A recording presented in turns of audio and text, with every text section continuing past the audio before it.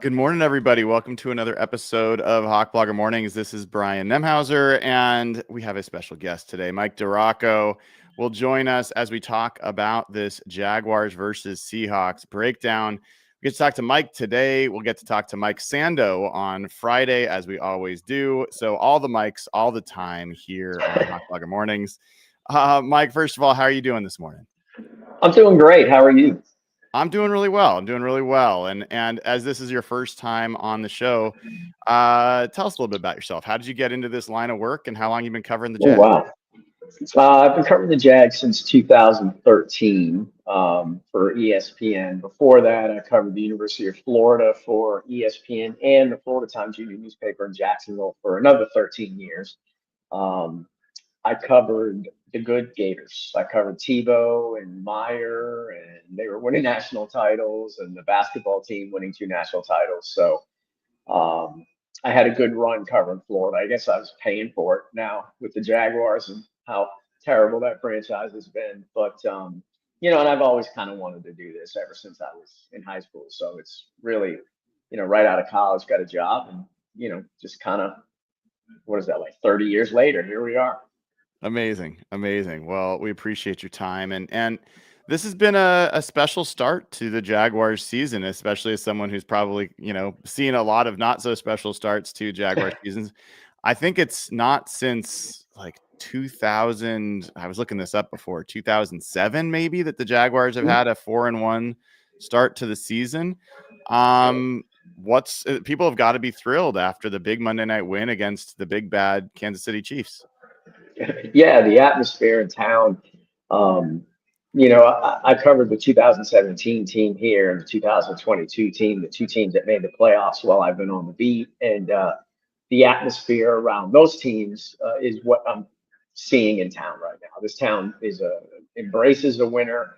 They've been long-suffering Jags fans, so when they finally get a little bit of success, things kind of go crazy. But yeah, it's a bit of a surprise at 4-1, and to be honest with you, they legitimately could be 5-0 were it not for that questionable pass interference call on Travis Hunter in the fourth quarter against the Cincinnati Bengals. But yeah, the NFL's kind of funny because they've beaten Brock Purdy and they've beaten Patrick Mahomes and they've beaten C.J. Stroud, but they can't beat Jake Browning. So Yeah. that's, but people around here aren't complaining; they're excited to be 4-1. Yeah, what do you primarily attribute the success to so far? Where's the success coming from?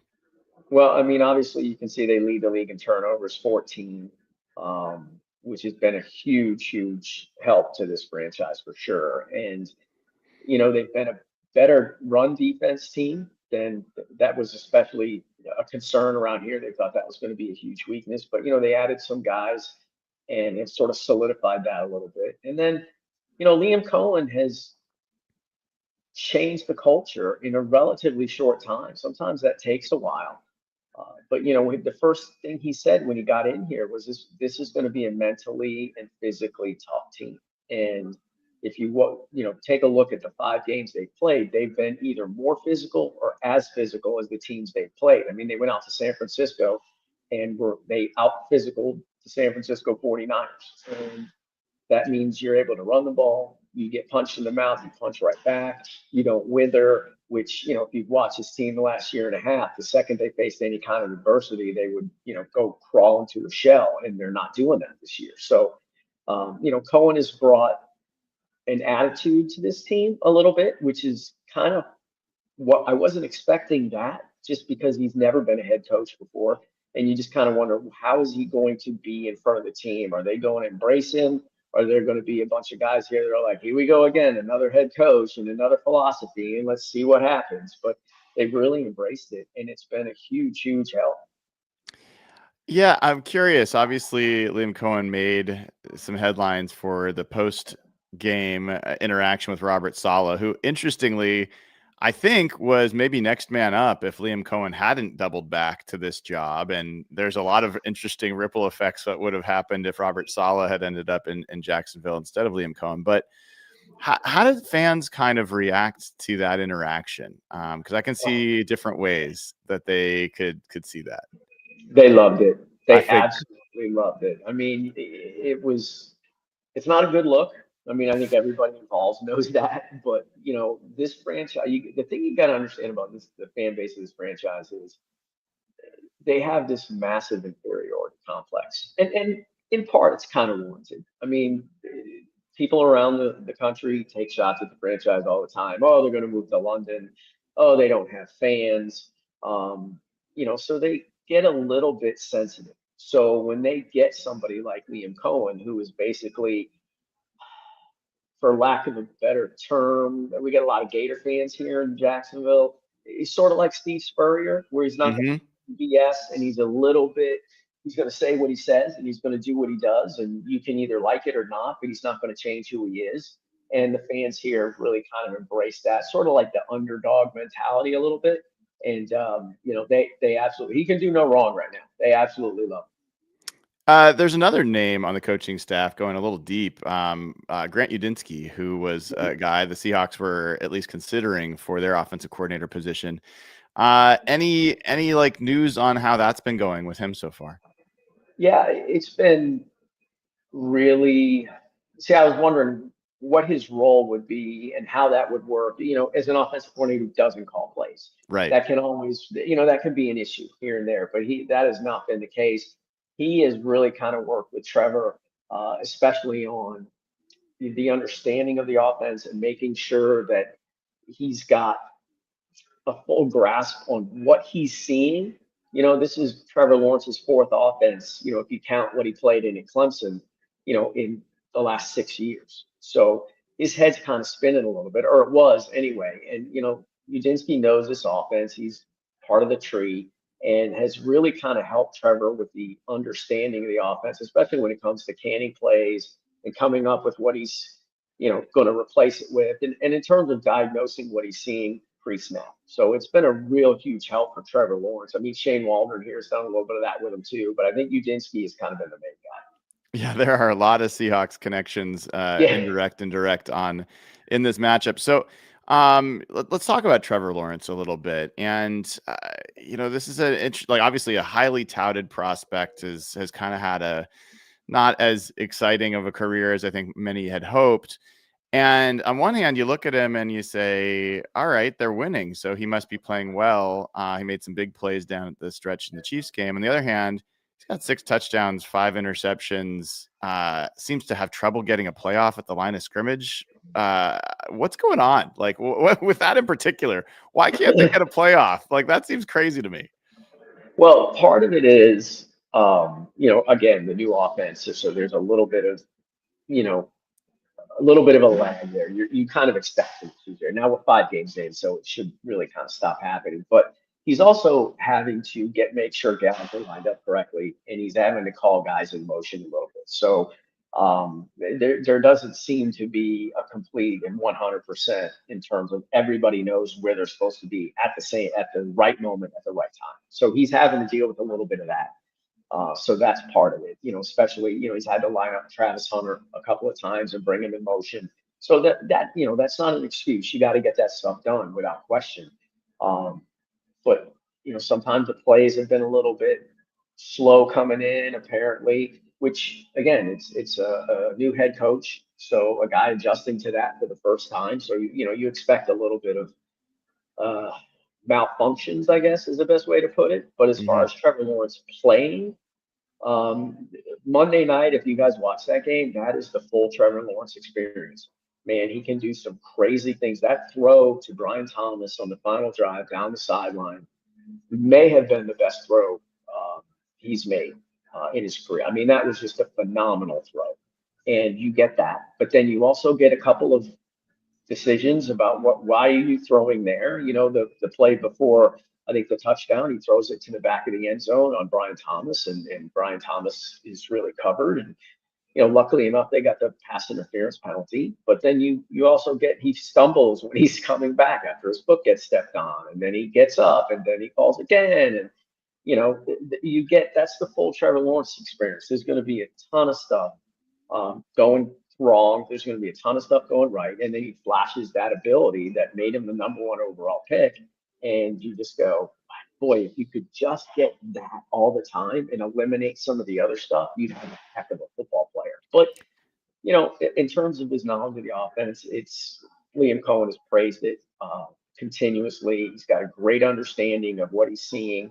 Um, he's had a great couple of weeks here in terms of recognizing what's coming, changing the play. They made a huge play against the Houston Texans when he recognized the zero blitz, called out of it, and that ended up leading to the game-winning touchdown, a big play to Brian Thomas Jr. So, from that standpoint, they're completely and totally all bought in on it. But the other issue too is they lead the league in drops, and Brian Thomas Jr. has sort of been in his head this year and really not looked like himself. So you're dealing with that. You're also dealing with a guy in Travis Hunter whose mind is swimming because he's playing offense and defense. So I mean, all of that comes together. But I mean, I think he took a really huge step forward against the Chiefs. I mean, the interception was a blatantly missed pass interference call where they just absolutely decked Parker Washington. So, you take that out, you had two other drops. So that's three other passes that he completes. And then it's looking like 21 of 22 or 21 of 24, and it's a huge game for him. And taking a step forward is kind of what they want to see each week. And he's doing that. They seem to really unleash him on the ground, or he unleashed himself on the ground. Yes. He used his legs a lot more in this game than he has in the previous part. Was that a game plan thing? Was that a Trevor thing? How did that come about? It's more of a Trevor thing. He had some opportunities to run against San Francisco 2 weeks ago and didn't take it. And, he went into this week saying, look, I gotta make some plays with my legs. I mean, if stuff's not open, I gotta try and make a play here and there and scramble. Obviously, everybody here has PTSD from the game last year when he scrambled and got hit in the head by Azeez Al-Shaair, concussion, out for the rest of the year. So there's a little bit of everybody in the stadium holding their breath when he does it, but he's a pretty decent athlete. He's a better athlete than people might give him credit for. I mean, he's not Lamar running around back there, but I mean, he is fast enough and big enough to kind of break some tackles and get through. And he made 4 or 5 runs that really kind of got that offense on track and kept it on track. So I think we're going to see more of that going forward. All right. So we're talking to Mike DiRocco of ESPN, who covers the Jags. When you look at this matchup with the Seahawks, what stands out to you? Where do you see the Jaguars having some advantages, and where do you look at it and say, this might be a tough one for Jacksonville? Well, I was looking up the Seahawks numbers, and I think they're in the top 9 offensively in 4 or 5 categories. This defense has taken the ball away a lot, without question. That has been their strength. But they are susceptible on third down. They've had some issues on third down, and they're not a team that they give up a ton of pass yards. And part of that has been, hey, look, they've been so good against the run. The teams have not exactly abandoned it, but teams have tried to attack them through the air. The pass rush hasn't been great at all. They've gotten a lot of pressure, but they haven't gotten guys down. I'm not sure whether Trayvon Walker is going to play this week, so that'll make a big difference. He did not play against the Chiefs. And as you saw, Pat Mahomes kind of got out free on some rushes when they weren't able to contain him, and he does a lot of damage there. So, that's an area where they can be gotten. I mean, offensively, I think that they're going to be able to run the ball on anybody. And the one thing that they've talked about is, hey, can we run the ball when everybody knows we're going to run the ball? And in the last 4, 5, 6 years, the answer to that has been no, not at all, not even close. And this team is able to do that. Now, they may not have Robert Hainsey, the center, this week.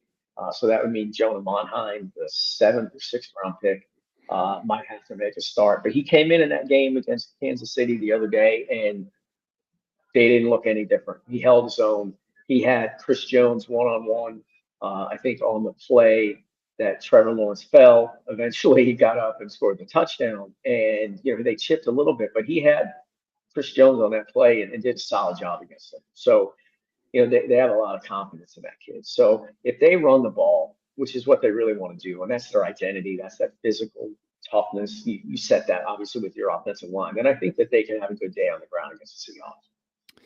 Yeah, and another guy that, if we talk injuries for a second, you mentioned their center may or may not play. Trayvon Walker, one of their edge rushers, may or may not play. Brenton Strange, we know, will not play, the tight end, Right. who went on IR. How big of a loss is that for Jacksonville? It's a really big loss. He has been, and I know you look at it and go, oh, well, he leads a team with 20 catches. Absolutely. They might miss him more in the run game. He is a fantastic run blocker. I mean, if you go back and you watch, you just type in Brent Strange highlight Panthers, and you'll see him absolutely just destroying guys in the first week. And he hit one guy with like a right shoulder, and he just absolutely got hammered and fell backwards on the ground. It's kind of comical, but yeah, they really will miss him in that game, in that area, because he's such a good blocker on the line of scrimmage and in space. The people around here, guys that played in the league, tell me they've not seen a tight end in the league that blocks as well in space as he does. So that's going to be a huge issue for them to replace. Now, Johnny Munt and Hunter Long are okay blockers, but they're not Brent Strange level. So it's going to be interesting to see how they sort of compensate for that. And then one more thing I'll touch on here and let you get out of here. But running game, you mentioned that that's a big part of what Jacksonville tries to do. And just looking at their season so far, they've had one game where they were under 100 yards rushing. That was against the Houston Texans. They did pull that one out 17-10. And they had over 100 yards against the Chiefs, but a lot of that was coming from Trevor Lawrence. In the games where Etienne has been kind of slowed down, it feels like that's a pretty big key to giving the Jaguars trouble on offense. Do you feel like they're advanced enough in the passing game that if they're shut down on the ground, that they can still score points? That was Houston's game plan. They were not going to let Travis Etienne beat them and the run game beat them. Their thing was, okay, we'll take our chances and make Trevor Lawrence beat us because he's been so inconsistent. It's not like you can absolutely count on him coming through like he did against the Chiefs. So that's still a question mark for me. If the game is put on his shoulders, can he win it? And it's not all on him, like I mentioned before. This receiving core has had a ton of drops. They had what was it, 6 drops against Kansas or against Cincinnati, including a 4th down drop by Brian Thomas Jr. That was just it's like a turnaround, catch it, fall backwards. It's a 1st down inside the 5. You go ahead and score and win that game. Brian Thomas Jr., even on the big play against the Chiefs, I mean, he kind of double caught the ball. It's perfectly thrown ball and kind of double caught. So they've had some issues there. So it's not all on Trevor Lawrence. But, if you're going to beat the Jaguars, the best way to do it is to put it on his shoulders and try and make him do it. Because Travis Etienne he's on pace for a career year. This is the best I've seen him look, and he's had 2,000-yard seasons. It's just a perfect fit for this offense. He really attacked it in the offseason, and he just looks quicker, more decisive in the way he's running it. So, Houston had the defense to stop the run game and pull that off. And, Trevor Lawrence made a play when it absolutely had to happen at the end of the game and set him up for the winning touchdown. So did it against Kansas City too, but they weren't able to pull it off against Cincinnati. So it's a little hit and miss, but that's definitely the way that you would try and beat this team, is make him try and do it. All right, Mike, what should people look for coming ahead for you? Anything coming up on ESPN? Yeah, I had a story. I think it's running today, maybe it's tomorrow, on Devin Lloyd, the linebacker, who was a 1st-round pick in 22, the 27th overall pick. The team did not pick up his 5th-year option in the offseason, nor should they have at the time. I mean, he's a guy that in his career is shown that he's in the wrong place at the wrong time. He gets lost in coverage. He misses some run fits there. But they sort of made a perfect fit with him and this Anthony Campanile defense, and he's really kind of attacked the offseason, came in the best shape of his life. It's a prove it year for the kid, and leads the league with 4 interceptions, and he's got the touchdown last week that kind of turned the game a little bit. So I've got a story on him, and then later on in the week we're going to have something on Liam Coen and that attitude that you were talking about a little bit earlier. Love it. Love it. Mike DiRocco from ESPN. Make sure you follow him and read all his stuff. Appreciate your time, Mike. Thanks for having me, bud. All right. That is Mike DiRocco from ESPN. A lot of good stuff there. And Devin Lloyd has been an absolute sensation for the Jags. He leads the entire NFL in interceptions. You do not get many linebackers at any point in the season, let alone week 5, leading the NFL in interceptions. So that's a big part of this game, and it's a big part of what the Jags have been able to do to kind of limit some things in the middle of the field. That's something that the Seahawks are going to have to be aware of. Obviously, Sam Darnold has attacked the middle of the field quite a bit. So we'll keep an eye on that. I've got a bunch of other things to share with you guys about this matchup. If you haven't already clicked like and subscribe, that'd be a great time to do it. I would appreciate it. And we've already got a new member to the crew here. Cameron Mannion has joined. Welcome to the crew. Glad to have you. And we got a pretty cool deal. If you want to go to this game, if you want to catch a Mariners game, which, by the way, I did, and I used a special code to get a discount, you can too. We got a great deal going on. Check it out. We're headed towards fall, so I'd love to find some indoor events to attend with my family, which is why I want to give the sponsor of today's video, SeatGeek, a huge shout out. With over 35 million downloads, SeatGeek is the #1 rated ticketing app. There are more than 70,000 events listed on SeatGeek, including concerts, sports, festivals, and a bunch more. The NFL is officially back, MLB playoffs are around the corner, and the NBA not too far behind. SeatGeek has your back. Each ticket is rated on a scale from 1 to 10, so you know you're getting a good deal. Look for the green dots. Those are the best. Red, not quite as good. Plus, every ticket is backed by their buyer guarantee. And you know what? It doesn't really matter if you are a Dua Lipa fan or a Benson Boone guy, or who knows, maybe you're a Tate McRae person, but there are great concerts coming your way.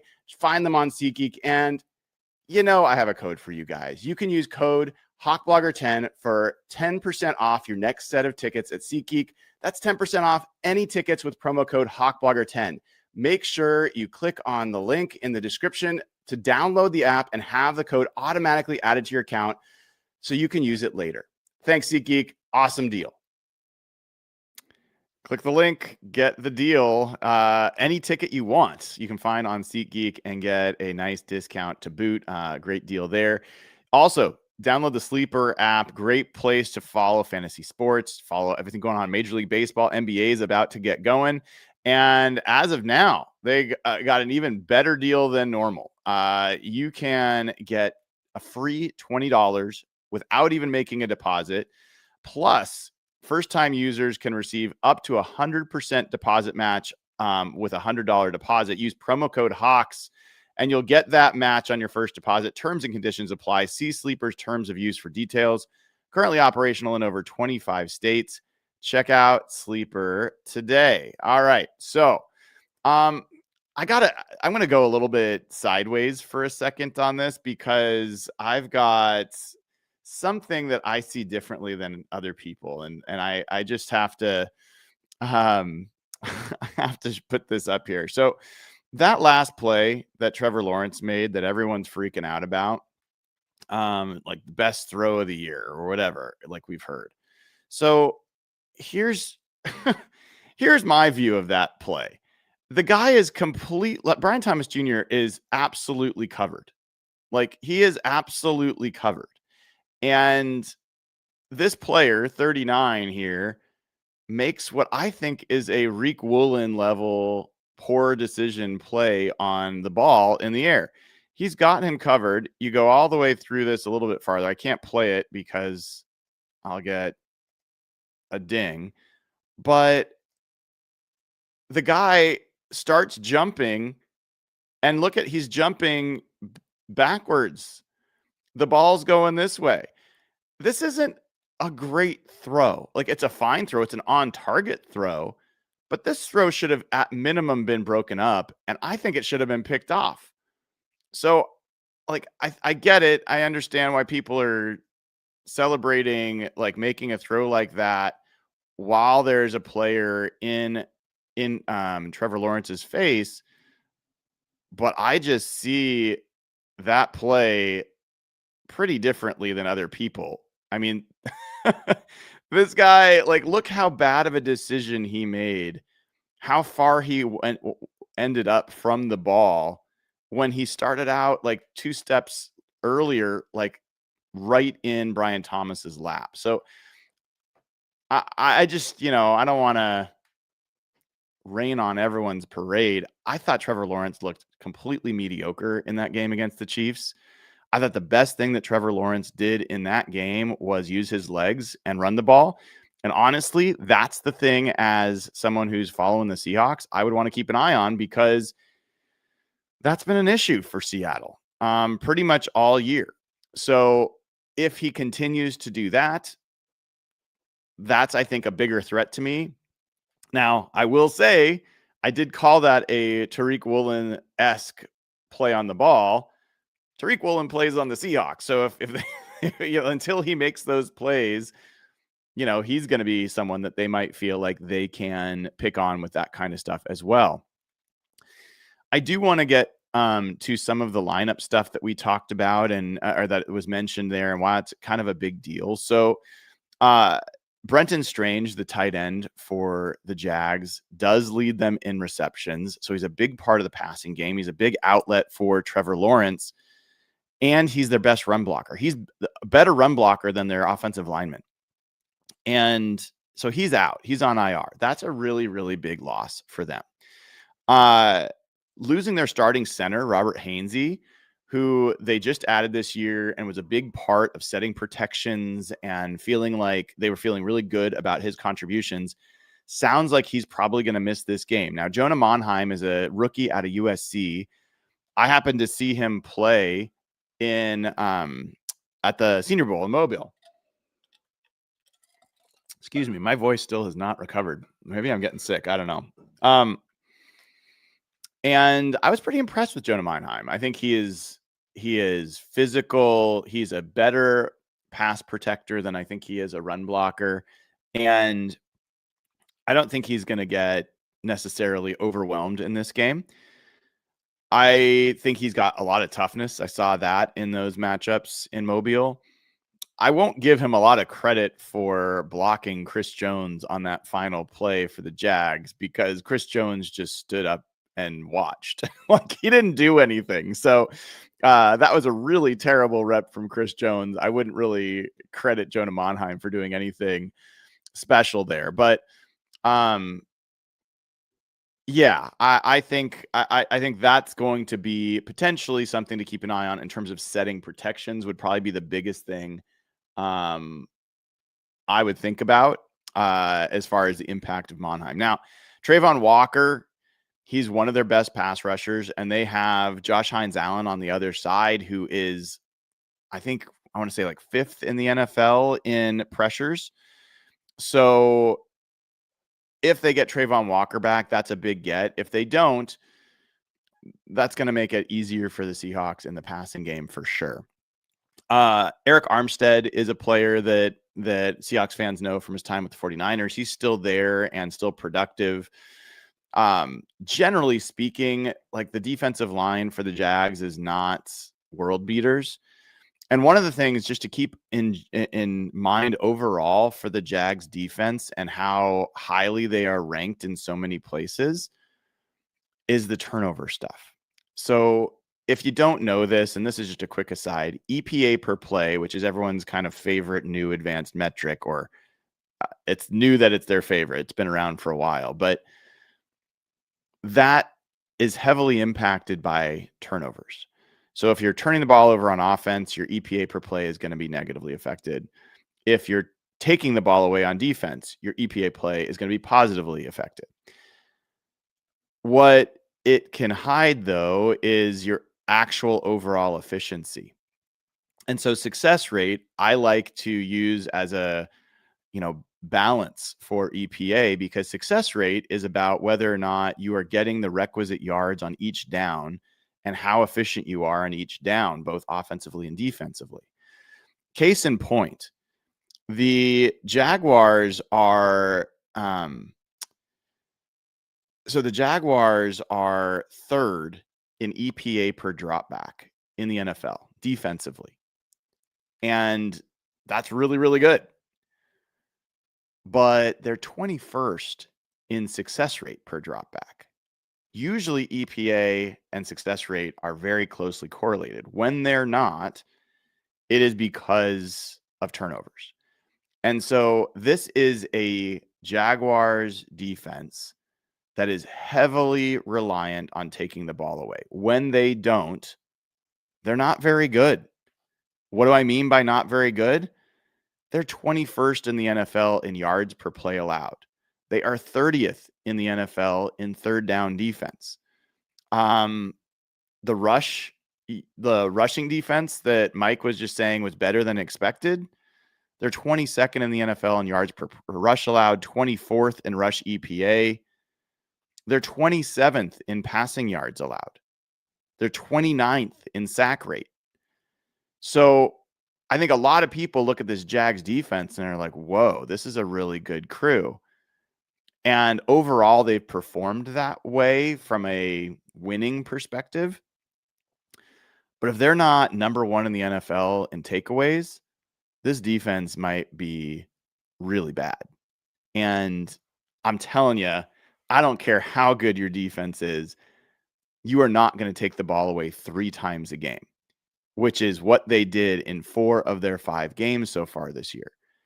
So I feel like that Jags defense is overrated, and that's having watched them play multiple games. I put myself through it watching them play Houston. Oh my God. That was an atrocious football game. So ugly. I watched them play the 49ers. I thought that was their best game overall. I think they looked really good in general in that game. But against the Chiefs, guys, they gave up 476 yards. The reason they won that game is a 99-yard interception return for a touchdown. Like, that's a 14-point swing. Otherwise, that game's not close. And they gave up, 160 yards on the ground in that game, 320 through the air. Like, they were just not very good. And they were exposed quite a bit. And there was a lot of different players on the Chiefs that contributed. It wasn't just one guy. So I do feel like, and by the way, the 49ers had the ball with a chance to win, despite the fact that they had turned the ball over 3 times and had taken the ball away 0. They had a 3-0, like, negative turnover differential in that game. They still had the ball with a chance to win until the Jags got another takeaway. They got Eric Armstead forced a fumble and they recovered it. So it was a 4-0 turnover differential in that game. And they won by 5 points. So I cannot stress enough how important it is that the Seahawks protect the football. And that has not been a strength of the Seahawks so far this year. The Seahawks are 24th in giveaways. They have found ways in most games to turn the ball over, and that's an issue. In fact, the Seahawks have at least 1 turnover in every single game this year. They have 2 or more turnovers in 3 games this year. And guess what? Their 2 losses, those games, they had 2 turnovers in both of those games. So, yes, turnovers matter. By the way, the only game all year the Seahawks have not gotten a takeaway themselves was against the Bucs in a game that they lost. So, you can harp on turnovers. They're obviously always a huge correlate with winning or losing. But in general, like maybe shelve the Jalen Milroe pitch play in this one. Like, maybe just stick with the offense that is humming and ignore some of that other stuff. Let's take a look. I want to look at some of these other matchups. I have not published my tail of the tape yet. It's not totally done. I ended up watching the Mariners game that started late because of the rain delay, and then doing a Mariners post-game show last night, and just lost my ability to finish tail of the tape last night. So it'll be out after the show, but that doesn't mean I can't share with you guys some of the insights that are going to be going into that article over on hawkblogger.com. So here is a look at the Seahawks DVOA matchup with the Jaguars. And you'll see the Seahawks are still second overall in DVOA. The Jags are 12th. The Jags offense is 15th in DVOA. The Seahawks defense is still 7th, even with that terrible game against the Bucs. Now, where the Jags are strong is their run offense is 6th overall, but the Seahawks run defense is 2nd overall in DVOA. And we'll look at some more ways to look at run defense in a second, but I like the Seahawks defensive line against this offensive line. I'll talk a little bit more about specific matchups there.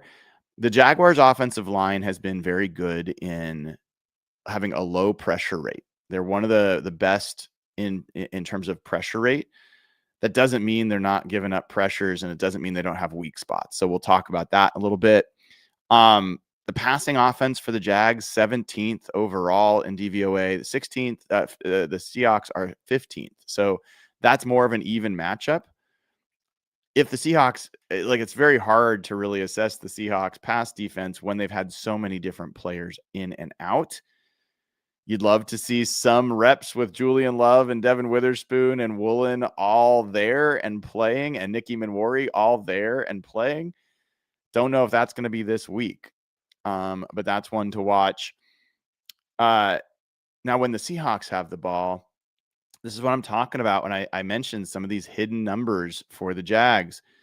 DVOA has them as the 16th best defense, even though they've got some really good numbers. We'll look at some of those in a second.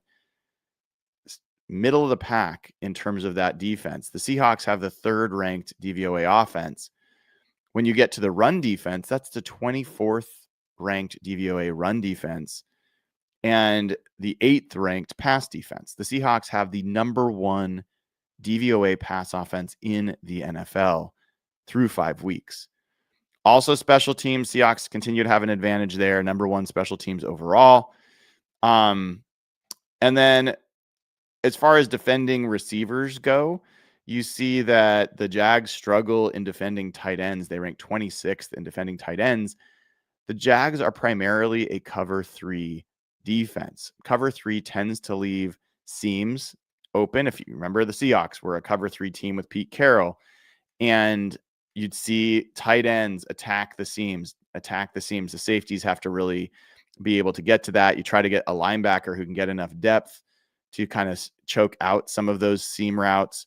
But there's probably going to be opportunity. Elijah Arroyo, I think, is a big figure in this matchup. I think he's someone who can stretch that middle of the field and that seam that could be interesting. Obviously, AJ Barner's another guy.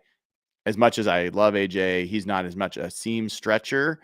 He can run it, but I think I really like it for Elijah Arroyo. I also think this could be a Cooper Kupp. This could be a big Cooper Kupp game. This is a team that almost exclusively plays zone defense. Like I said, primarily cover 3. I think that's going to leave some room for Cooper Kupp to navigate those zones. I think Torrey Horton's also very good in those situations. So I'll get to that a little bit more, zone coverage and the implications there. But that's the DVOA look.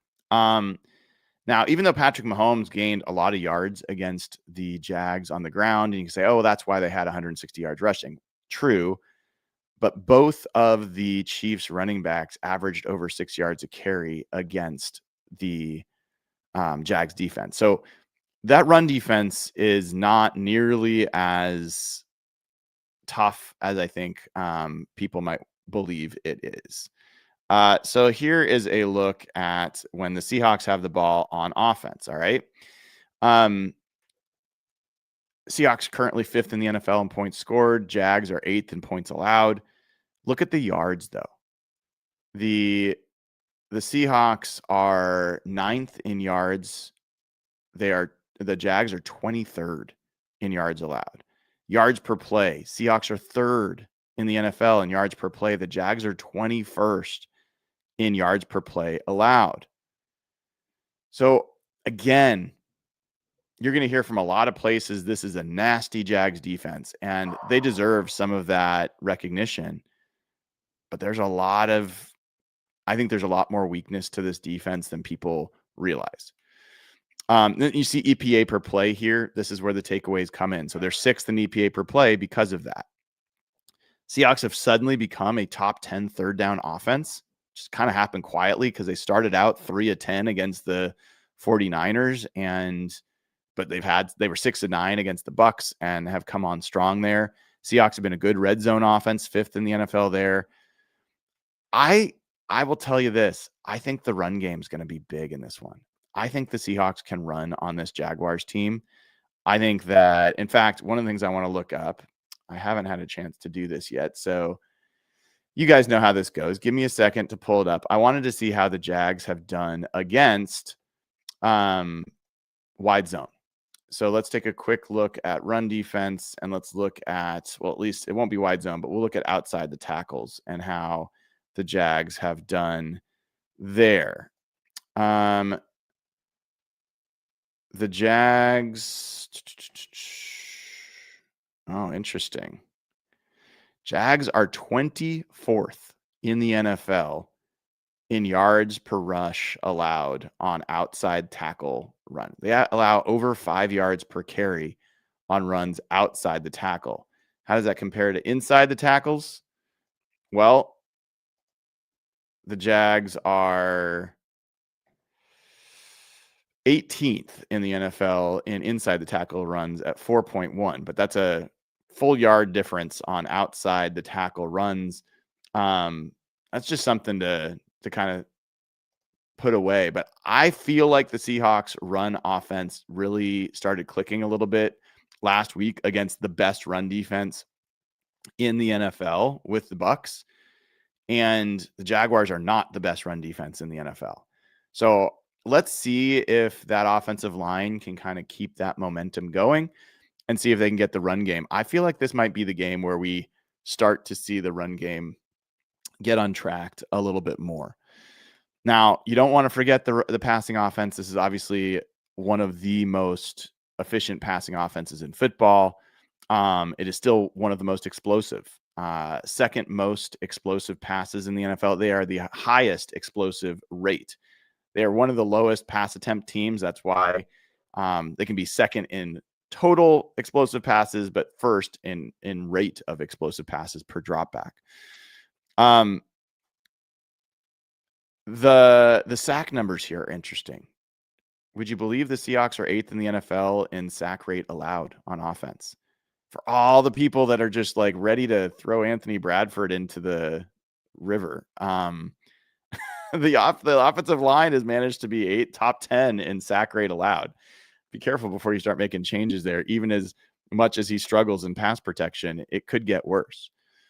The Jags are only 29th in sack rate. Even though they've been decent at pressuring, they have not been able to get to the quarterback. So, like, you look at this in general, and I think you feel pretty good about how the Seahawks offense matches up with that Jaguars defense. One thing I would just point out is that Travis Hunter, they've been using him sometimes only on offense. Sometimes he plays both. There's been a couple games where he only plays 10 snaps or fewer as a cornerback. When he's not on the field, their other cornerbacks are not very good. Jordan Lewis is good, but the other two are not. So if they get Travis Hunter and then they have 2 out of their 3 corners are good. And so I expect he'll probably play more in this game, but I still think that that's an area where the Seahawks are going to have some advantage. And then the other piece here I would call out. So I mentioned about them being primarily a cover 3 defense. Darnold has the second best EPA per dropback in the NFL against cover 3. He's been very good against it this year. And guess what?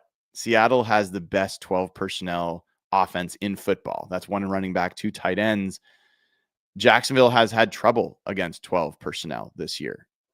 So I think that there's some good things going on there. If we look at the defense when the Jags have the ball, let's take a look at that matchup.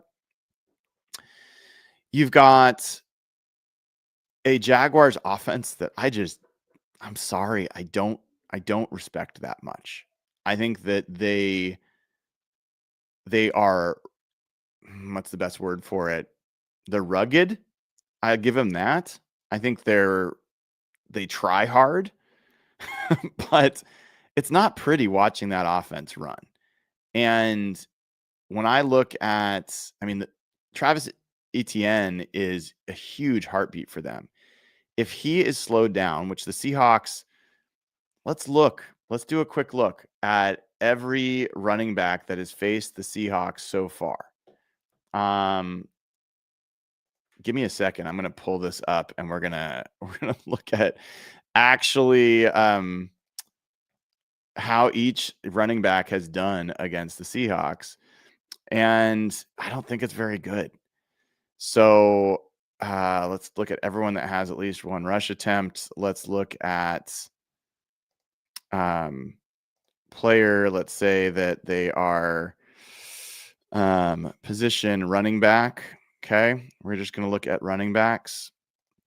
I'm not interested in the quarterback rushing yards right now.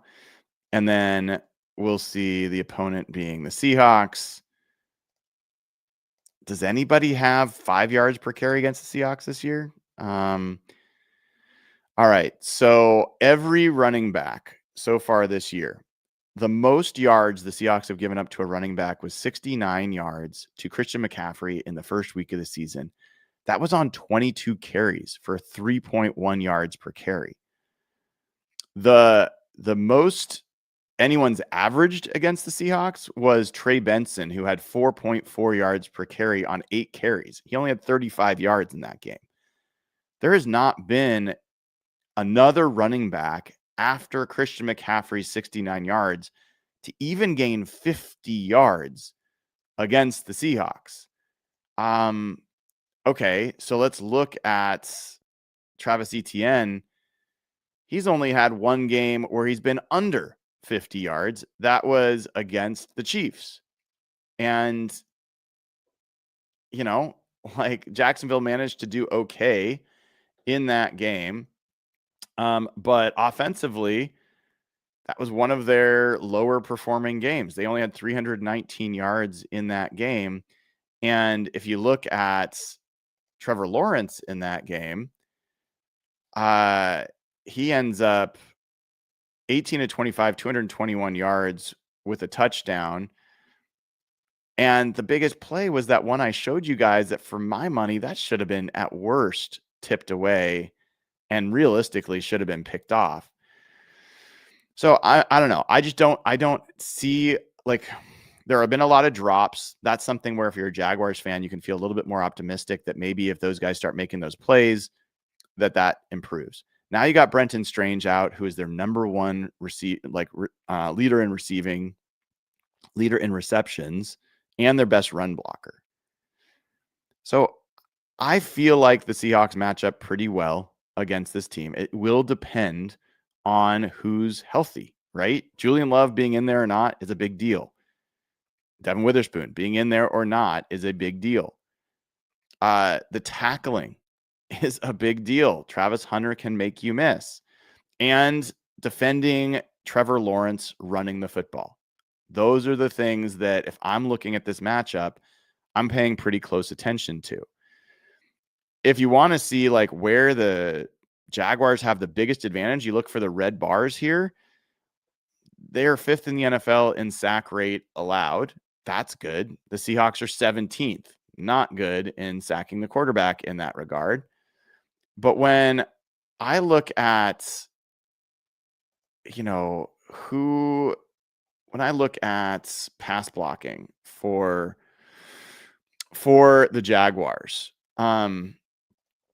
they've got 2 tackles who I just don't think are that great. Walker Little has allowed 16 pressures so far this year.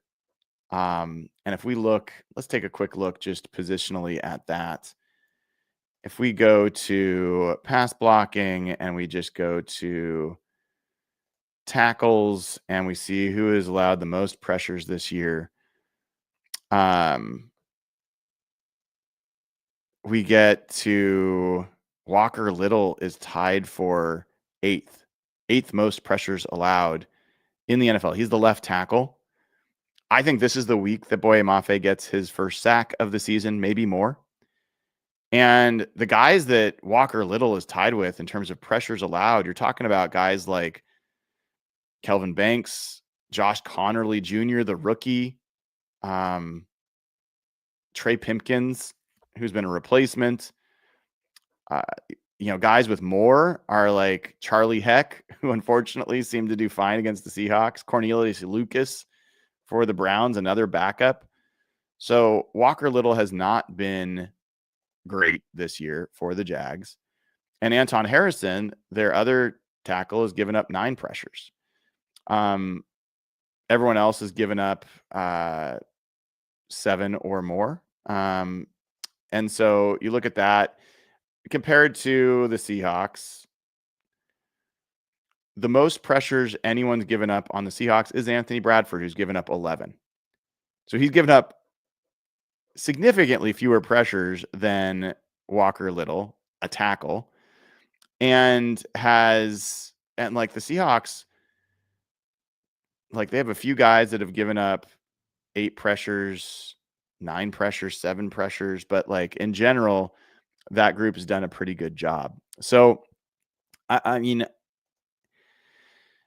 I think this is actually a place where the Seahawks are going to potentially make some noise. I think Leonard Williams is going to be a lot for the Jags. Think about who the Jaguars have played so far. Who's the best interior player the Jaguars have gone against? Certainly wouldn't be on the 49ers. Chris Jones on the Chiefs, that probably would be the best. Chris Jones has quietly had a not very good year. Let's take a look at Chris Jones. This is one of the things at 31 years old, he looks like he's slowed down. To give you an idea, Chris Jones' overall grade this year in PFF is 57.5. I mean, this is a guy that's been a 90 graded player pretty much every season. He's at 57.5. 4 of his 5 games have been graded below 60, including the game against Jacksonville. So I don't know that they've faced someone like Leonard Williams or Byron Murphy to this point. Other teams that they've gone up against, the Texans don't really have an interior guy. The Bengals definitely don't. And the Panthers, Derek Brown. I mean, Derek Brown deserves some love there. Let's see how Derek Brown did against the Jags. They held him down. So give them some credit there. That was the only game of the season that Derek Brown, the defensive tackle for Carolina, had a grade under 70 overall. He did not have a pressure in that game. Granted, the center who was going against him is not going to be available for this one, but still, that's at least some positive news for the Jags in that regard. All right, so that's the only piece I'd say there. I'd say the Jaguars offense is not explosive. 17th in explosive passing, 24th in explosive rushing. They have turned the ball over a bit on offense. The interception rate, 27th in the NFL. The completion rate, 30th in the NFL. Yards per pass, 25th in the NFL. So this has been a kind of an underneath passing team. They're best when they're kind of just possessing the ball, complementing their running game. But it's like, I'm sorry. I'm not sorry, but I'm just like, I think this team's overrated. I don't mean that they're bad, but I do feel like they're not nearly as good as their record or some of their other numbers imply.